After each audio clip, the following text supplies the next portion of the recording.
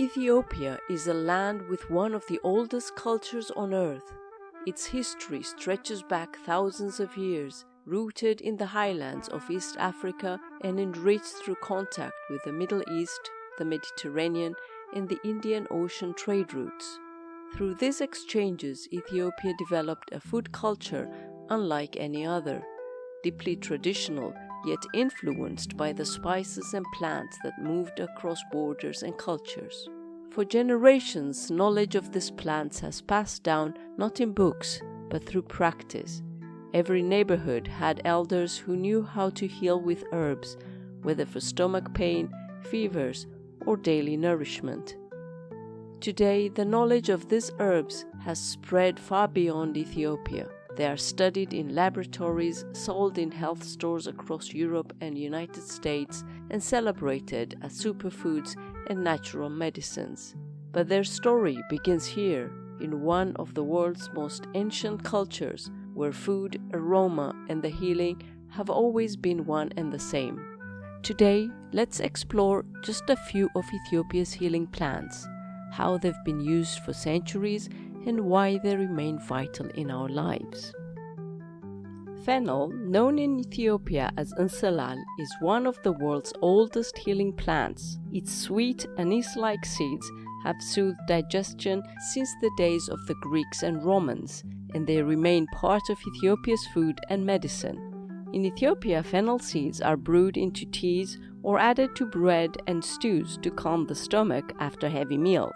Today, fennel is a popular ingredient in herbal teas and supplements marketed for bloating and gentle digestive support. Beyond medicine, it flavors breads, salads, and even liquors. While generally safe, fennel essential oil and strong extracts should be used carefully, especially during pregnancy. Rue, called enadem, the herb of health, is one of Ethiopia's most distinctive plants. Its sharp, bitter fragrance is instantly recognizable. For centuries, Ethiopians have chewed its leaves to ease stomach pain, indigestion, and colic. In many households, a spring is placed in a glass of water to sip when the stomach is unsettled. But enada is more than medicine, it is also sacred. In the Ethiopian Orthodox tradition, it is added to holy water used for blessing and carried as protection against misfortune. In the coffee ceremony, a single sprig may be added, filling the air with its intense aroma and symbolizing health and blessing. Elders often kept it close at hand, both for its healing power and its spiritual presence. Across the world, rue has a long history as well. In the Mediterranean, it once flavored wines, sauces, and liquors. In folk medicine, it was used for digestion, circulation, and as a protective herb. Enada reminds us that in Ethiopia, healing has never been just physical. It's also spiritual, rooted in faith, family, and tradition. Black seed, known in Ethiopia as tukur azmud and elsewhere as black cumin, is a plant with deep roots in Middle Eastern and African healing traditions. In Ethiopia, it has been used both in food and medicine, roasted for flavor or pressed into oil for respiratory and digestive support. Over the last 20 years, black seed oil has become famous worldwide, sold in capsules, bottles, and even skincare products. Modern research highlights its key compound, thymoquinone, which shows antioxidant and anti-inflammatory properties. People use it by swallowing a spoonful of oil, mixing it into food, or applying it to the skin and hair. While generally safe in small amounts, it may interact with certain medications, so quality and moderation are essential.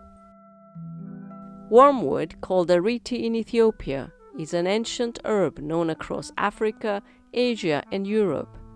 Ethiopian communities have long relied on it to ease fevers, fight parasites, and support digestion.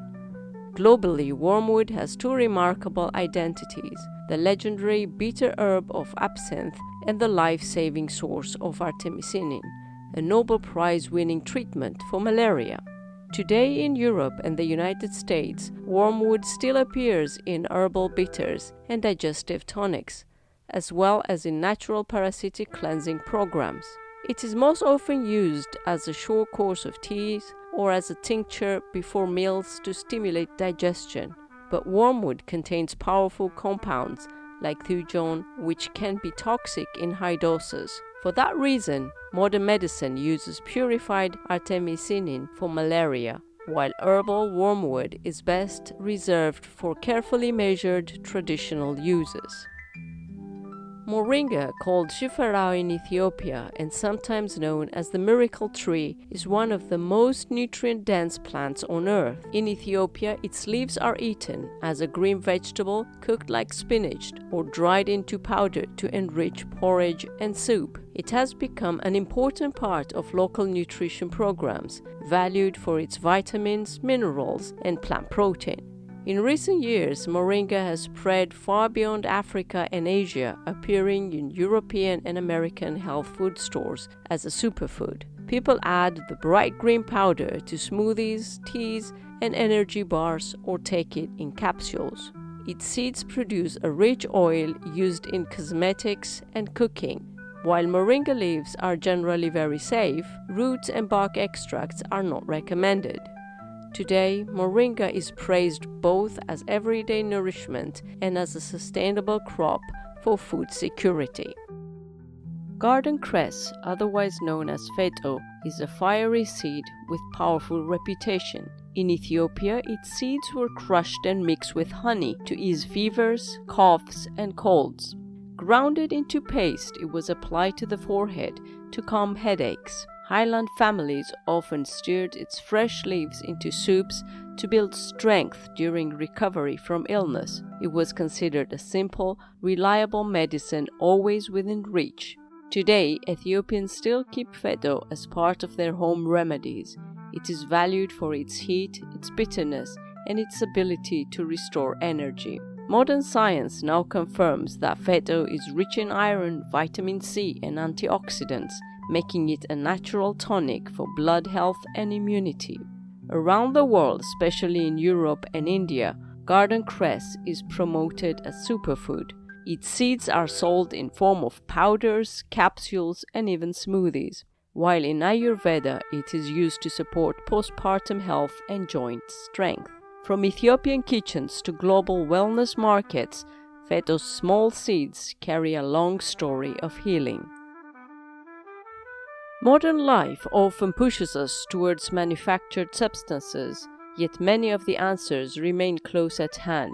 By understanding how to use these plants wisely, we not only care for ourselves, but also safeguard the knowledge passed down by our elders. To preserve this heritage is not only respect for tradition, it's an investment in the future, a future where nature's remedies remain alive, valued, and shared.